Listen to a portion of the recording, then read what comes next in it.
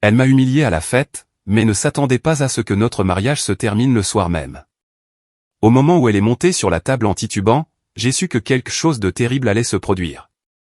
Megan, ma femme depuis 7 ans, avait cette lueur dans les yeux. La même qu'elle a quand elle s'apprête à attaquer, mais en le déguisant en blague. Son verre de vin a débordé, le rouge tachant son poignet comme dans une scène de crime. « Tout le monde !» a-t-elle crié en gloussant. Applaudissons l'homme de la soirée. Les gens se sont tournés, à moitié intéressés, le brouhaha de la fête encore épais dans la nuit de Denver. Quelques-uns de nos amis, enfin, surtout mes amis, ont interrompu leur conversation. Jack a fait Megan en me saluant de la main, se balançant de manière instable. Mon mari, l'homme, le mythe, l'ombre. Quelques rires nerveux. Un type s'est éclairci la gorge. Elle a continué, inconsciente ou indifférente. Vous savez quel est le plus grand talent de Jack? Elle n'a pas attendu la réponse. Être complètement invisible. Je veux dire, il pourrait entrer dans un miroir et ne jamais apparaître. Cela a provoqué un fou rire chez quelqu'un d'assez ivre pour ne pas sentir l'ambiance, mais la plupart ont simplement cligné des yeux, stupéfaits. Miranda m'a jeté un regard d'excuse, presque maternel. Les mots m'ont frappé plus durement que prévu. Non pas parce qu'ils étaient nouveaux, mais parce que cette fois, elle les a dit devant tout le monde. Notre cercle, nos soi-disant proches. Elle m'a jeté sous les projecteurs et a allumé le feu. Je me suis avancé, un froid glacial envahissant ma colonne vertébrale. Megan, ai-je dit d'une voix égale. Descends de cette table. Elle a ricané en se balançant. Oh, détends-toi, Jack. C'est une blague. C'est le seul moyen de te faire remarquer. Je sentais ma mâchoire se serrer. Tu te trouves drôle? Ai-je dit. Tu te mets dans l'embarras. Et moi? Oh, s'il te plaît. Son lèpre s'est retroussé. Tu t'embarrasses tous les jours, en te promenant comme un fantôme dans ta propre vie. Qui es-tu, au juste? C'en était trop. La pièce est devenue silencieuse comme si quelqu'un avait appuyé sur un interrupteur. Même l'enceinte Bluetooth s'est éteinte dans la pause gênante. Je me suis approché. Je suis le gars qui a construit une vie autour de toi, ai-je dit. Qui a travaillé tard? Qui a pardonné tes sautes d'humeur? Qui a ri de ton sarcasme forcé juste pour maintenir la paix? Et toi? Que as-tu construit, Megan? Une personnalité faite de 20 bons marchés et de blagues méchantes. Ses yeux se sont plissés. Au moins, j'ai une personnalité. Toi, tu es un papier peint avec une déclaration d'impôt. Quelques personnes ont grincé des dents. Tu sais ce qui est drôle? Ai-je dit, d'une voix plus basse maintenant. Tu passes toute la nuit à essayer d'impressionner des gens qui te tolèrent à peine. Tu me rabaisses juste pour te réchauffer à la lueur de leur attention. Et d'une manière ou d'une autre, c'est moi le problème. Elle a cligné des yeux une fois, 2 fois. Je n'ai pas crié. Je n'ai pas tressailli. J'ai juste reculé et dit, assez fort pour que toute la pièce entende, félicitations. Tu m'as enfin rendu visible. Et puis je suis sorti du salon, sorti de la maison, sorti de l'épave fumante de ce que nous étions encore. Cette nuit-là n'a pas mis fin au mariage. Non, elle a simplement rendu la fissure visible pour tout le monde. Je m'appelle Jacques, j'ai 36 ans, je suis graphiste, un type ordinaire avec une vie ordinaire jusqu'à ce que votre femme décide de la déchirer comme du papier cadeau à une fête d'anniversaire. Et le truc, c'est que je n'ai pas toujours été invisible. Mais après cette nuit, j'ai enfin été vu. Et la suite? Disons simplement que ce n'était pas la dernière fête où elle se retrouverait sous les feux de la rampe. Sauf que la prochaine fois, ce serait moi qui lui tendrais le micro. La maison était trop silencieuse pour un samedi matin. Je suis descendu à la cuisine tôt, peut-être exprès. Peut-être parce que je n'avais pas beaucoup dormi et que je ne voulais pas risquer de la regarder dans les yeux trop tôt. J'avais fixé le plafond toute la nuit, me repassant ces mots avec ce ton chantonnant d'ivrogne. Le plus grand talent de Jacques est d'être invisible. Je n'étais pas en colère, pas de la manière habituelle. Je ne faisais pas les 100 pas, ne complotais pas, ne parcourais pas mon téléphone en quête de validation. J'étais juste fatigué, comme si quelque chose en moi s'était déplacé de quelques degrés. Définitivement. J'ai entendu ses talons avant de la voir. Toujours trop habillée, même à la maison, Megan est entrée dans la cuisine comme si c'était à nouveau sa scène, le maquillage de la veille étalé autour de ses yeux, les cheveux en un chignon provoquant. Elle a attrapé la cafetière sans dire un mot. « Tu te souviens de quelque chose d'hier soir ?» ai-je demandé doucement sans me détourner de l'évier. Elle a bâillé vaguement. « J'ai trop bu. Pas la mer à boire. »« Tu m'as humilié, » ai-je dit. Elle a reniflé. C'était une blague. Non. Je me suis retourné, lui faisant entièrement face. Ce n'était pas le cas. C'était un choix. Et ça en dit long sur la personne que tu es devenue. Elle a haussé un sourcil. Oh, waouh. On va se faire un sermon de morale devant des pancakes maintenant? Je suis sérieux, Megan. Elle a bu une gorgée de son café, s'est appuyée sur le comptoir et n'a rien dit. Je ne sais pas si quelque chose couvait en toi ou si c'est juste qui tu es maintenant, ai-je dit, mais je ne vais pas prétendre que ça n'est pas arrivé ou que ça ne m'a pas fait mal. Elle m'a regardé comme si j'étais un étranger dans un train lui demandant des conseils de vie. Je pense qu'on doit parler à quelqu'un. Un conseiller, un thérapeute, ai-je dit, la voix stable. Parce que ça, quoi que ce soit, ça ne marche pas. Elle a posé sa tasse avec un bruit sec. Oh mon Dieu, Jacques. Sérieusement? Elle a ri. Tu es une telle victime. Tes sentiments sont blessés par une blague et soudain on a besoin d'une thérapie de couple? Tu es monté sur une table et tu t'es moqué de moi comme d'un clown devant des gens qu'on connaît depuis des années. J'ai dit la vérité, a-t-elle lancé sèchement. Tu te fonds dans le décor, Jacques. Tu vis comme un réglage par défaut. J'ai essayé de te secouer. Désolé si ça a froissé ton ego délicat. Je suis resté immobile. L'air dans la cuisine était lourd, comme s'il s'était épaissi avec tout ce que nous n'avions pas dit pendant des années. Je travaille.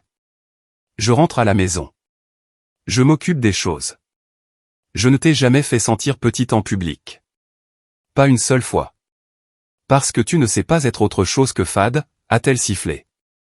C'est épuisant d'être marié à quelqu'un de si neutre. Je pensais qu'être stable était une bonne chose, ai-je dit. Il s'avère que je n'étais qu'un miroir pour ta propre agitation. Ça a fait mouche. Elle a tressailli. Pour la première fois, j'ai vu quelque chose vaciller derrière ses yeux. Pas du regret, mais peut-être de la peur. La peur que l'homme qui avait toujours avalé sa fierté ne continue pas à le faire. Tu es si sensible, a-t-elle dit, soudain plus doucement. Peut-être que tu as besoin d'une thérapie, ou d'une colonne vertébrale. J'ai pris une profonde inspiration. Je ne veux pas me battre avec toi, Megan, ai-je dit. Mais je ne serai pas non plus ton punching ball. Oh, s'il te plaît, a-t-elle dit en levant les yeux au ciel, attrapant ses clés. Laisse-moi deviner. Tu vas te trouver maintenant. Commencer un journal, te laisser pousser la barbe, dormir sur le canapé de quelqu'un pour y voir plus clair. Non, ai-je dit, soutenant son regard. Je vais trouver la version de moi-même qui a cessé de tolérer ça. C'est tout. Elle n'a pas répondu, a juste attrapé son sac et est partie. La porte a claqué un peu plus fort que nécessaire.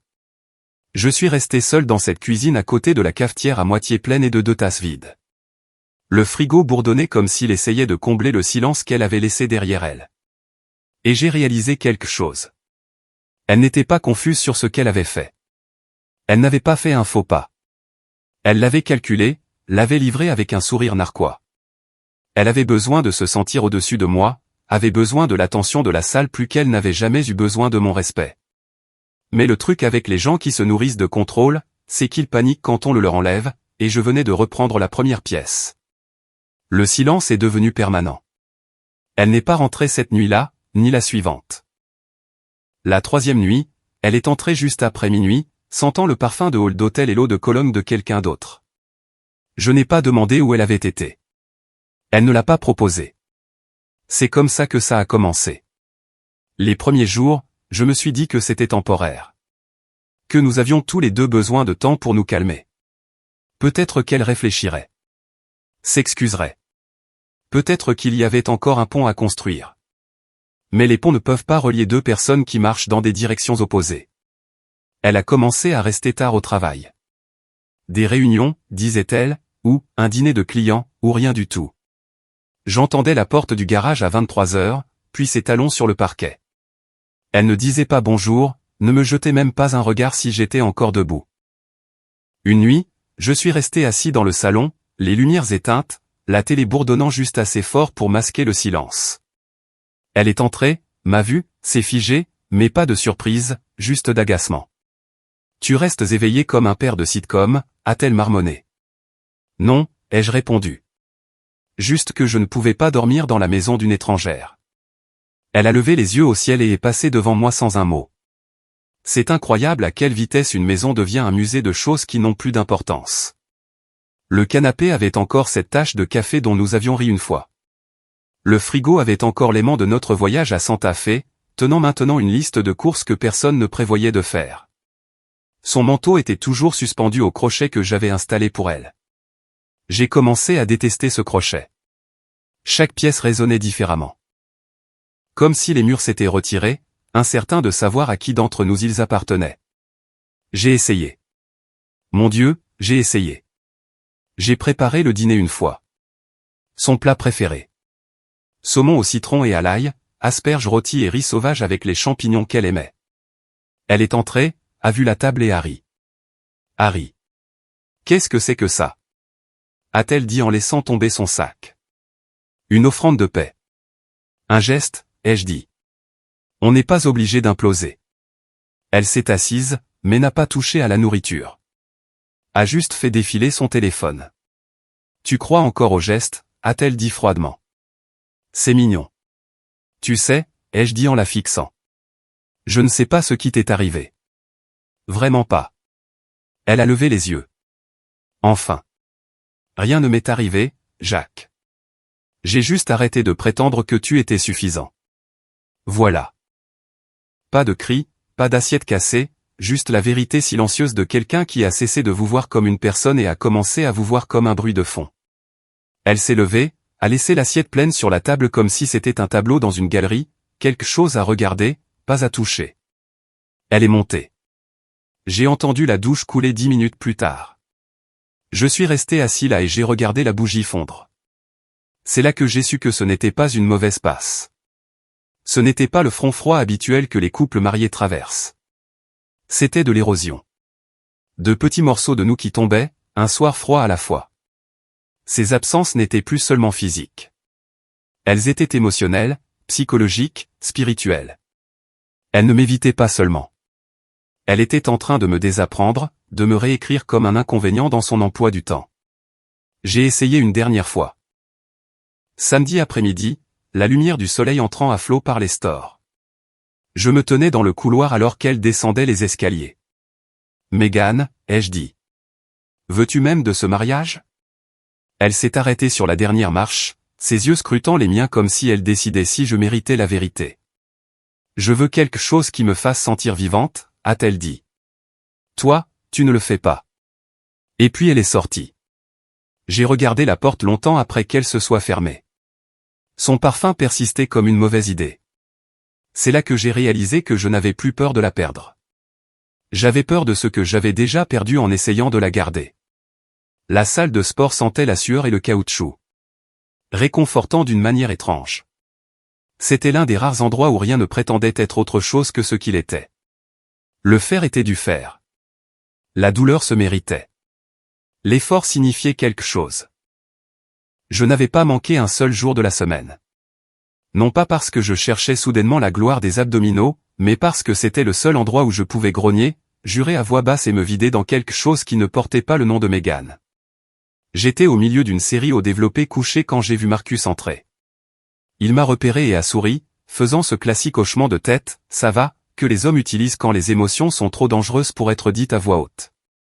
Il a attendu que je repose la barre et m'a tendu une serviette. Tu t'entraînes pour quelque chose? A-t-il demandé. Ouais, pour ma santé mentale. Il a gloussé. On dirait de la rage, une rage contrôlée, mais de la rage quand même. Je n'ai pas répondu tout de suite. J'ai juste essuyé mon visage et fait un signe de tête vers les vestiaires. Besoin d'eau? Tu viens? Nous nous sommes assis sur le banc devant les casiers rayés, à moitié habillés, l'air épais de cette chaleur aigre et chaude de la salle de sport. Pendant une minute, nous avons juste regardé le sol, laissant le silence parler. Ça va? a finalement demandé Marcus. Je ne sais pas, ai-je dit. Elle est à peine à la maison. Quand elle y est, c'est comme si je n'existais pas. Ce qui serait drôle si ce n'était pas exactement ce qu'elle a dit à la fête. Il a expiré. Ouais, à ce sujet. Je me suis tourné vers lui. Quoi? Il s'est gratté l'arrière du cou. Écoute, mec. Je ne voulais pas en parler plus tôt. Je me suis dit que tu demanderais quand tu serais prêt, mais je veux que tu saches. Après cette nuit-là, personne ne riait avec elle. Pas une seule personne. Ma poitrine s'est serrée. Que veux-tu dire? Je veux dire, les gens étaient choqués. Gêné pour toi, oui, mais surtout dégoûté par elle. Je l'ai regardé fixement. Il n'édulcorait pas les choses. Il n'en avait pas besoin. Elle pensait être avant-gardiste ou je ne sais quoi, a-t-il continué, mais ça a paru méchant, comme une méchanceté calculée, comme si elle prenait plaisir à faire de toi le dindon de la farce. J'ai baissé les yeux vers le sol, la chaleur montant dans mon cou. Marcus s'est légèrement penché. Miranda a appelé ça du sadisme émotionnel. A dit qu'elle voulait la faire descendre de la table. Même Adam a dit, ce n'était pas une blague. C'était une performance. Je suis resté silencieux un moment. Tu veux dire que tout le monde l'a vu? Ai-je demandé à voix basse. Ouais, a-t-il dit. Tout le monde l'a enfin vu. Cela m'a frappé plus fort que prévu. Cet étrange mélange de honte et de soulagement, comme si quelqu'un avait tendu la main dans l'obscurité et allumé une lumière que je n'étais pas sûr de vouloir, mais mon Dieu, ça a aidé. Je pensais que je devenais fou, ai-je admis. Non, a dit Marcus. Tu étais juste coincé avec quelqu'un qui te faisait douter de toi. Cette phrase, cette satanée phrase, a fait voler quelque chose en éclats en moi. Je n'avais dit à personne à quel point je m'étais blâmé. Comment je m'étais demandé si j'avais été trop sensible, trop passif, trop ennuyeux. Peut-être que si j'avais été plus bruyant, plus drôle, plus spontané, peut-être qu'elle n'aurait pas eu besoin de m'humilier comme ça.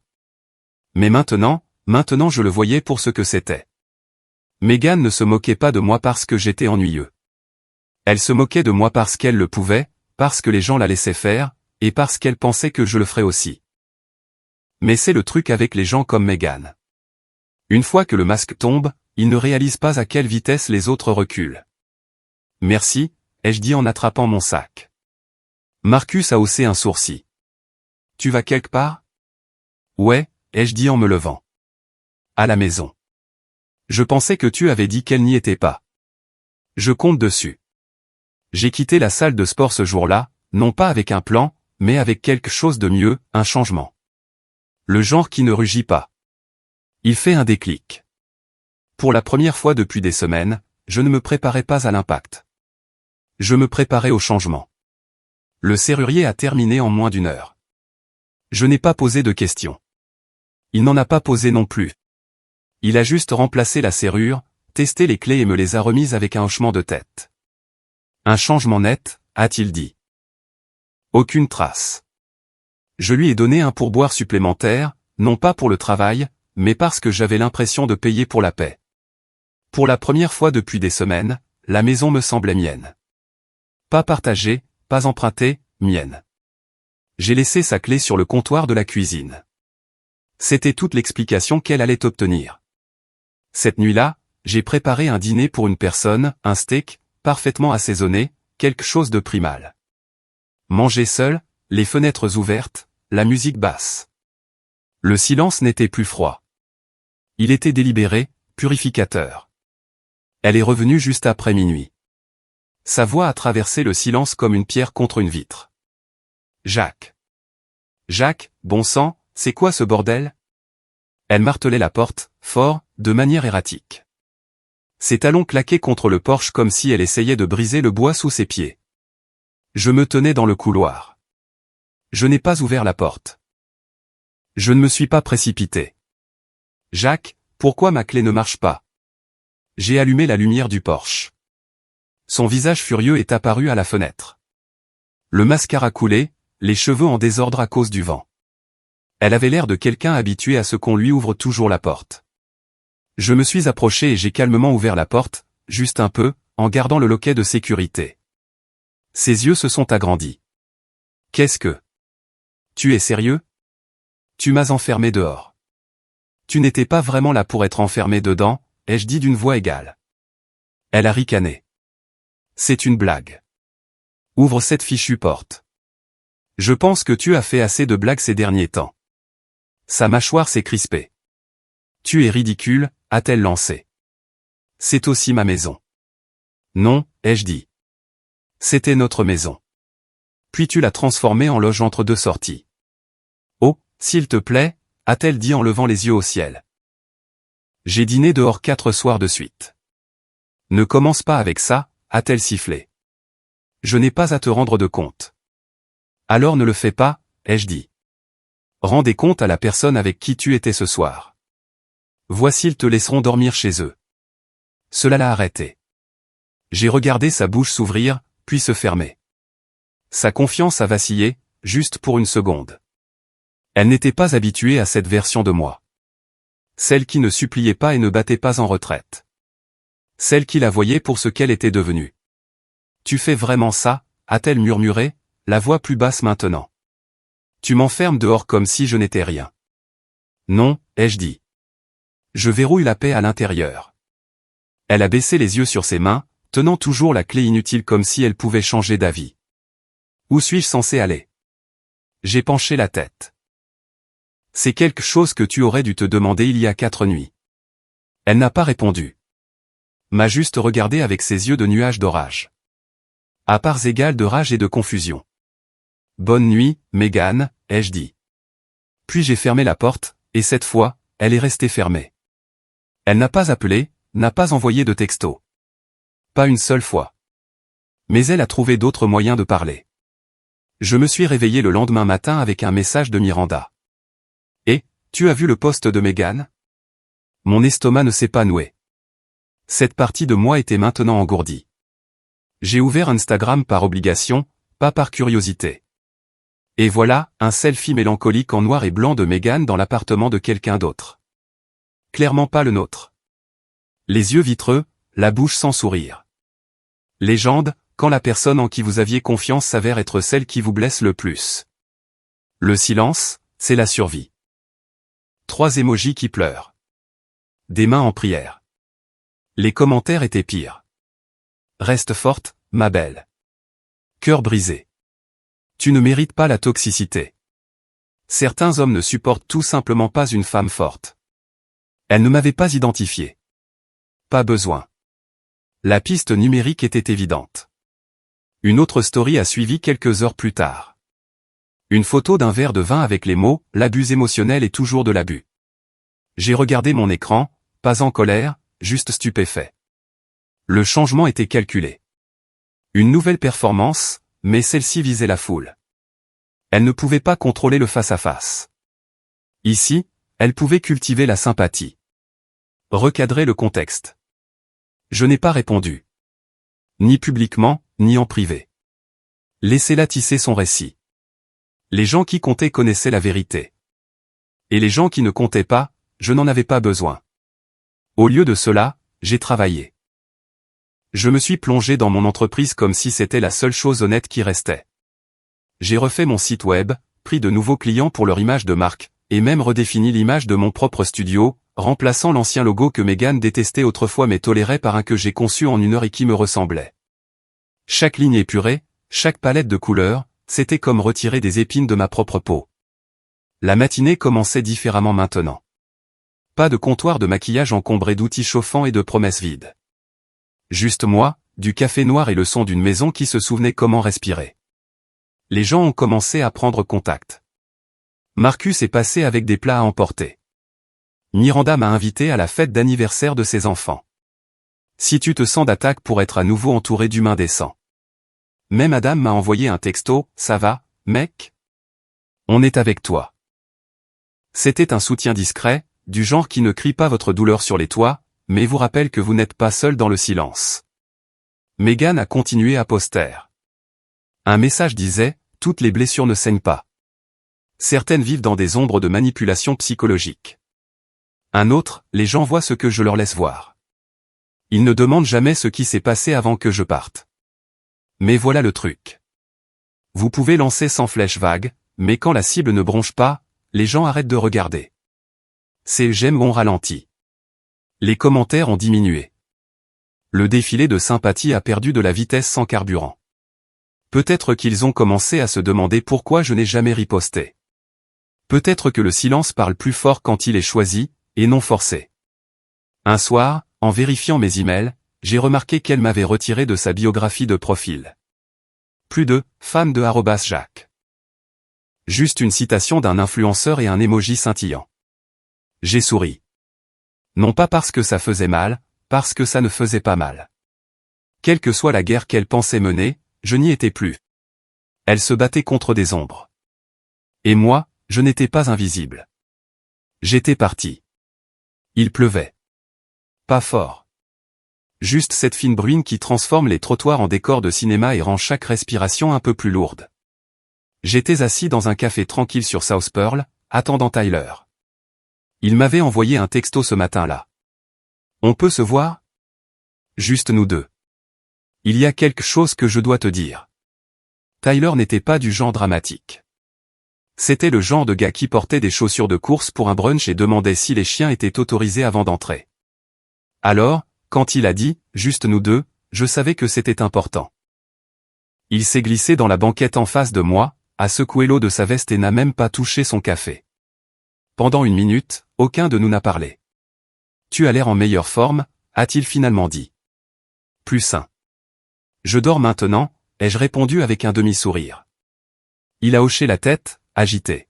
« Écoute », a-t-il commencé. « Ce n'est pas facile à aborder.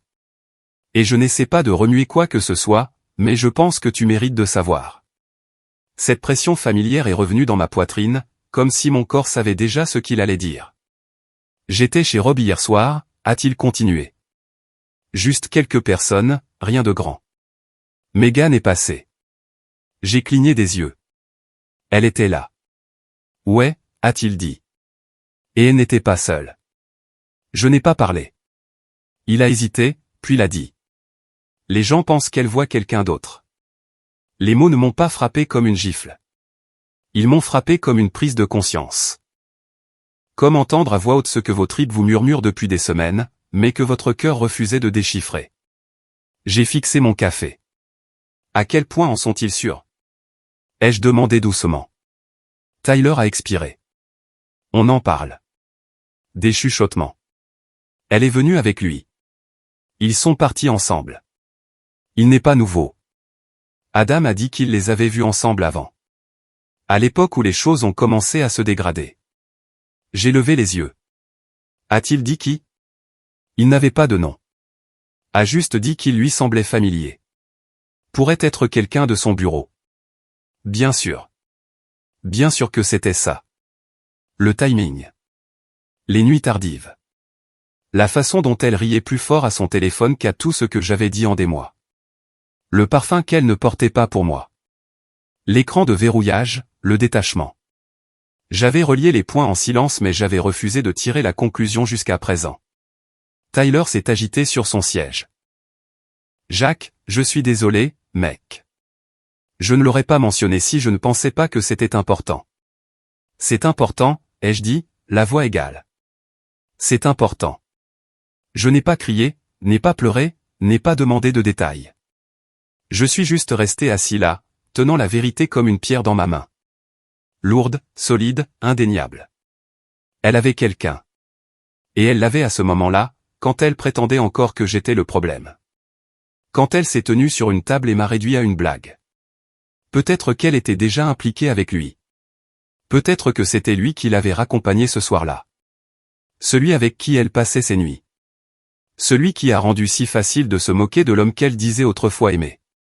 Tyler s'est finalement levé. Ça va? Ça ira, ai-je dit finalement. Il a hoché la tête et est parti. Je suis resté. Le café bourdonnait autour de moi. Des tasses qui s'entrechoquent, de la vapeur de lait qui siffle, quelqu'un qui rit trop fort dans un coin. Mais ma table est restée immobile, comme si elle avait jeté l'ancre dans une marée montante. J'ai regardé par la fenêtre. Elle m'avait trahi complètement. Finalement. Pas seulement avec sa bouche, pas seulement avec son humeur, mais avec son corps, son temps, ses choix. Et pour la première fois, je ne la voulais plus. Je ne voulais pas de conclusion. Je ne voulais pas de vengeance. Je voulais que la vérité éclate. Pas pour elle, pour moi. C'est arrivé sous la forme d'un texto d'Adam en milieu d'après-midi, alors que j'étais jusqu'au cou dans des révisions de logo. Simple, discret, rien de dramatique. J'ai quelque chose que tu devrais voir. Tu es à la maison? J'y étais. Il est arrivé 15 minutes plus tard. Le sweat à capuche relevé contre le vent, la mâchoire serrée comme s'il avait répété ça. Il n'a pas perdu de temps. Des photos, a-t-il dit en sortant son téléphone. De la fête de Rob. La même nuit où Megan est arrivée avec ce type. Je n'allais rien dire jusqu'à ce que je vois ça. Il m'a tendu le téléphone et, d'un coup, ce n'était plus une rumeur. Elle était là, Megan, assise sur la coudoir du fauteuil d'un type comme si elle y avait toujours appartenu, riant, les yeux fermés, la tête en arrière, la main sur sa poitrine. Une autre photo, plus proche, ses doigts sur son cou, ses lèvres trop près des siennes. Ce n'était pas une étreinte. Ce n'était pas un accident. C'était un moment. Le genre de moment que l'on ne partage que si l'on a déjà franchi toutes les limites. Encore? A demandé Adam comme s'il retenait son souffle. Ouais, ai-je dit. Il a fait défiler. Une photo du début de soirée. Lui servant un verre, sa main effleurant la sienne en le prenant. Son sourire n'était pas faux. Il était facile.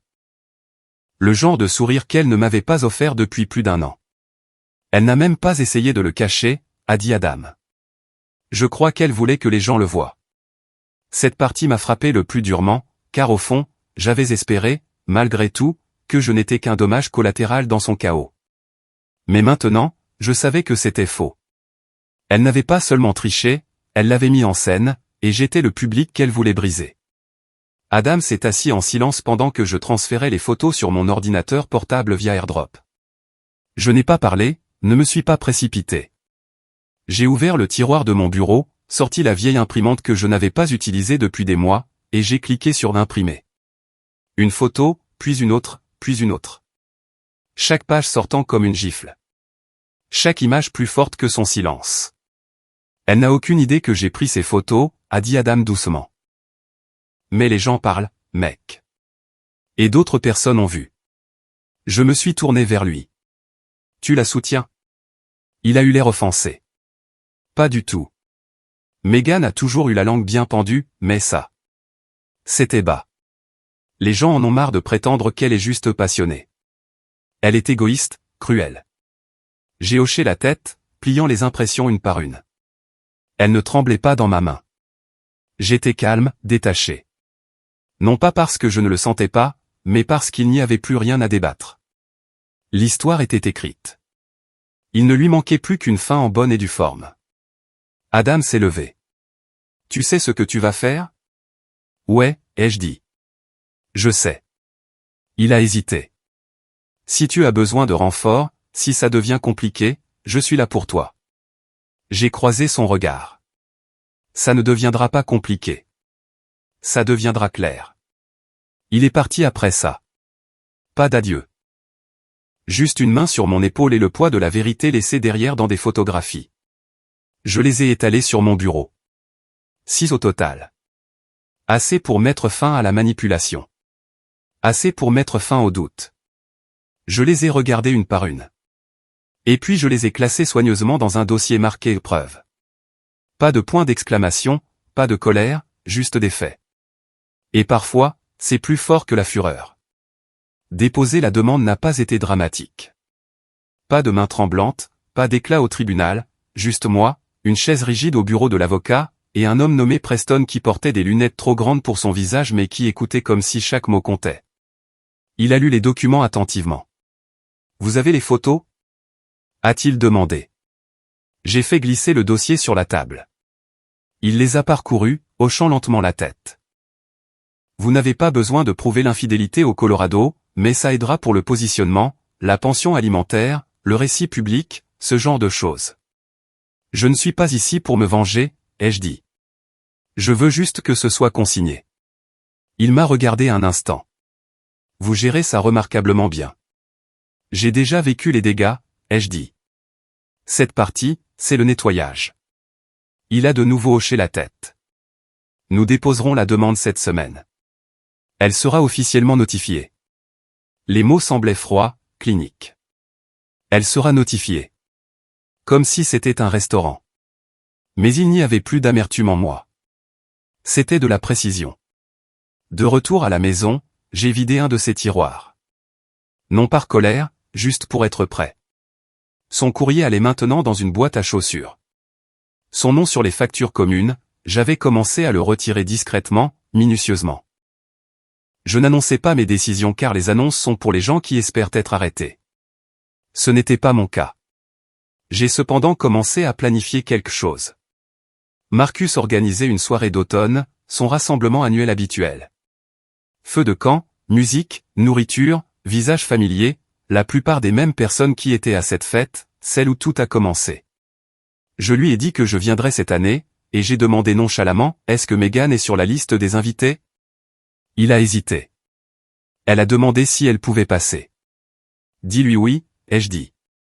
Il m'a regardé une seconde, mesuré, curieux. Tu es sûr? Certain. Parce que maintenant, je n'avais plus peur d'être vu. J'étais prêt à l'être. Pas humilié, pas pris au dépourvu. Prêt. J'ai commencé à préparer un dossier. Des copies imprimées. Pas émotionnel, pas agressif. Juste la vérité en noir et blanc, glissée dans une enveloppe Kraft. Une pour Megan, une pour son nouveau compagnon, s'il venait. Le truc avec la trahison, c'est qu'elle fermente dans le silence, prospère dans l'ombre. Mais la vérité n'a pas besoin de crier. Elle a juste besoin du bon moment pour parler. Et ce moment approchait. La fête battait déjà son plein quand je suis arrivé. Le jardin brillait de guirlandes lumineuses. Le foyer crépitait, et les mêmes visages familiers de cette nuit-là, il y a des mois, étaient dispersés en petits groupes. L'odeur de côtes de porc grillées et de feuilles d'automne se mélangeait dans l'air. La musique pulsait, basse et régulière, juste assez pour maintenir une ambiance chaleureuse. Marcus m'a accueilli à l'entrée, un gobelet à la main. « Ça va ?» a-t-il demandé à voix basse. J'ai hoché la tête. Mieux que je ne l'ai été depuis des années. Il a souri et m'a donné une tape dans le dos. « Fais-moi signe. » J'ai traversé la fête comme une brise silencieuse. Pas d'esbrouf, pas de pas lourd, juste du calme. Et puis je l'ai vue. Megan, dans une robe bordeaux profond, du genre qu'elle réservait pour nos rendez-vous galants à l'époque où nous essayions encore. Son maquillage était impeccable, son rire fort, et à son bras, lui. Grand, bronzé, légèrement suffisant.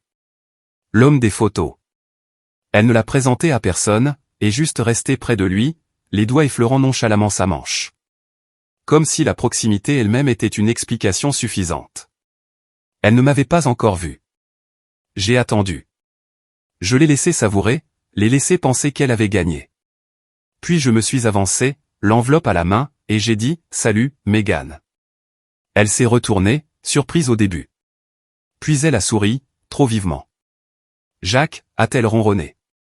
Regardez qui a enfin trouvé du courage. Quelques personnes ont ri nerveusement, ne sachant pas s'il fallait rire ou partir. J'ai souri en retour. Calme, stable.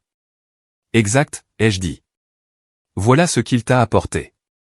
Je lui ai tendu l'enveloppe. Elle a cligné des yeux, l'a prise, curieuse, pas méfiante. Elle l'a ouverte lentement. Les papiers du divorce. Et en dessous, les photos. Son sourire a vacillé. 1, 2, 3. Ses doigts tremblaient en les feuilletant. Ses yeux ont balayé la foule, cherchant quelqu'un, n'importe qui, pour la sauver de ce moment. Puis elle a ri, un rire sec et forcé. « Oh, encore ça? Tu fais vraiment ça ici? » Je n'ai pas bougé. « Tu voulais de l'attention, ai-je dit. » La voilà. Son amant s'est avancé, jetant un œil au papier. Son front s'est plissé. « Qu'est-ce que c'est que ça? » Elle a essayé de minimiser. « Rien. Juste Jacques qui fait son cinéma. » Ces photos datent d'il y a un mois, lui ai-je dit. La même semaine où elle m'a dit qu'on avait besoin d'espace pour guérir. Son visage a changé rapidement. « Megan » a-t-il marmonné. « Tu m'avais dit que vous étiez séparés. » Elle a tendu la main vers son bras, mais il a reculé. Je n'ai pas besoin de ça, a-t-il dit en se retournant. Je n'ai pas besoin de toi. Et voilà, il était parti. La foule était de nouveau silencieuse. Sauf que cette fois, c'était elle qui était seule sous les projecteurs. Elle m'a regardé, les yeux écarquillés, les lèvres entr'ouvertes, plus rien à dire. Je me suis tourné vers Marcus, j'ai levé légèrement mon verre. À la vérité. Il a levé le sien en retour. À une guérison bien menée. Quelques autres ont applaudi. Miranda m'a serré dans ses bras. Tyler a hoché la tête. Quel gain, Harry, pas de moi cette fois, mais d'elle. Et pour la première fois depuis que tout cela a commencé, je ne me sentais pas brisé. Je ne me sentais pas mesquin. Je me sentais purifié. Meghan est restée là, tenant toujours l'enveloppe, ses yeux passant d'un visage à l'autre, des visages qu'il adorait autrefois, maintenant incapable de soutenir son regard. Elle n'a pas pleuré. Elle n'a pas crié. Elle est juste partie. Pas de talons qui claquent, pas de sortie dramatique, juste des pas qui s'estompent sur le chemin latéral, avalés par l'obscurité. Et moi, je suis resté. J'ai parlé, j'ai ri, j'ai mangé des côtes de porc, j'ai raconté des histoires qui n'incluaient pas son nom. Je n'étais plus l'homme invisible. J'étais l'homme qui était resté silencieux assez longtemps pour que la vérité résonne. 3 mois plus tard, mon jardin ressemblait à quelque chose sorti d'un magazine, mais en mieux, car c'était réel. Des guirlandes lumineuses se balançaient doucement dans le vent. Quelques chaises de jardin entouraient le foyer. Le grill sifflait pendant que Marcus retournait les hamburgers, marmonnant à propos de la saisie parfaite, comme si c'était un rituel religieux. La musique jouait doucement depuis une enceinte nichée à côté de la glacière. Stevie Wonder cette fois. Ça semblait juste. Les mêmes personnes, une énergie différente. Pas de tension, pas de sourire crispé, juste des rires qui ne semblaient pas forcés et des histoires sans sous-entendu. Personne ne regardait par-dessus son épaule à la recherche de drame. Et Meghan. Elle n'était nulle part en vue. Ni dans la liste des invités, ni dans la conversation, ni en moi. Cette partie m'a le plus surpris. Je pensais que je la porterais dans un coin de mon esprit pour toujours. Une pièce lourde que je devrais visiter de temps en temps. Mais au fil des semaines, cette pièce s'est vidée. Pas de photos, pas de bruit, juste de la poussière et de la lumière. Ce n'est pas que j'avais cessé de m'en soucier. C'est que je n'en avais plus besoin. Preston m'a envoyé les papiers finaux par email il y a 2 semaines. Divorce finalisé. Tous les biens comptabilisés. Aucune contestation. Je n'ai même pas sabré le champagne. J'ai juste fait du thé, je me suis assis près de la fenêtre et j'ai expiré, comme quelqu'un qui défait enfin un nœud avec lequel il a vécu trop longtemps. Ce soir, j'ai regardé mes amis. Miranda poursuivant son bambin avec une brique de jus. Adam expliquant des théories du complot à quiconque était assez poli pour hocher la tête. Tyler me harcelant à propos des applications de rencontres. Et j'ai ressenti quelque chose que je n'avais pas ressenti depuis des années. En sécurité. Entier. Quelqu'un a levé un verre. Je crois que c'était Marcus. À Jacques, a-t-il dit, pour ne pas avoir laissé une personne brisée le garder brisé. À une guérison bien menée, a ajouté Miranda. Tout le monde a fait écho. À une guérison bien menée. J'ai souri, j'ai levé mon verre et j'ai laissé les mots s'installer dans ma poitrine. Il ne s'agissait pas de vengeance. Il ne s'agissait pas de lui prouver qu'elle avait tort. Il s'agissait de prouver que je pouvais survivre en aimant quelqu'un qui ne m'aimait pas en retour, et de choisir quand même de ne pas la haïr. Et plus important encore, de choisir de m'aimer, moi. Il y a une force à s'en aller sans claquer la porte. Il y a une liberté à redevenir visible à ses propres yeux. Et si quelqu'un me demande un jour quel est mon plus grand talent, je lui dirai ceci, la résurrection.